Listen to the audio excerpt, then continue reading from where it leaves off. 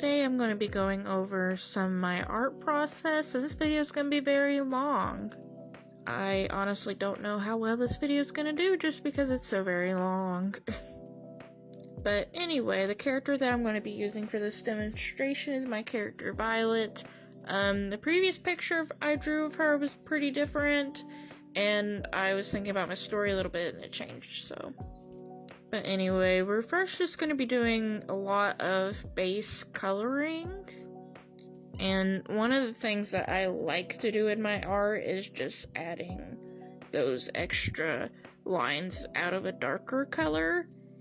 And when I want something to be very light, I just take my marker and just lightly go over it, but not color the whole thing in. And for her hat in particular, I kind of wanted to go for the underside having like this little pink rim, and then her little butterflies are supposed to look very sparkly, so hopefully that comes across by using that dotted technique. I ended up using 2 different colors for blush just because I thought it could use a bit more darkening, and the entire time my cat's just been watching me do this, so. But this first color didn't seem dark enough, but when I added the second color, it kind of gave it a little bit more dimension, because it kind of now goes from a lighter color to this darker color. And in general with my art, I've always colored the blush on the cheeks, mouth, and nose. It's just something that I like to do, because at the end of the day, this is just how I do things. And we finished with the base colors, and now we're going to be moving on to shading. So I've decided that for this picture, the sunlight is coming in from the left side, and there's my cat's paw. And this first color I use on the hat wasn't really dark enough for it, but it was plenty dark enough for a lot of other things, which is fine. So I'm using a set of Ohuhus. I have the skin color set and the base color set, and I'm waiting for another set to come in the mail.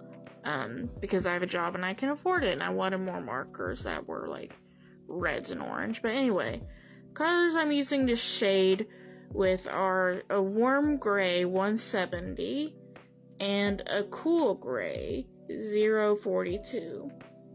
So the numbers for the warm gray is WG 170, and of course this is the color that's light on the hat but dark enough for everywhere else, and the color that's darker for everything is that cool gray BG 042.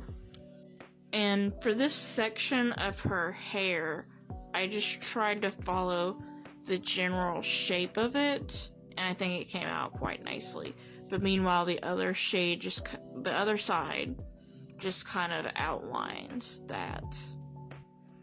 As for the face, I kind of get caught up in where I exactly need to shade, so I still have to like go through those. I gotta keep in mind the light's coming in from the left, and so I try to follow that, but it always takes me a second. I don't know why. And sometimes if I'm doing something more complicated, like with the shading, the lighting coming from above or below, I actually have to look up like pictures of the planes of the face, and that helps a lot. And of course it's not required, but you can always add this shading to the eyes as well at the tops, or unless the shading's coming from above, it'd probably be more below.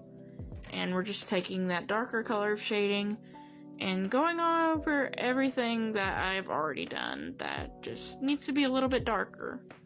And it just doesn't take too long because I can kind of see where that original shading was, because you can still see it. I definitely recommend trying multiple different colors for shading, because you don't always have to use these colors. Art just varies person to person.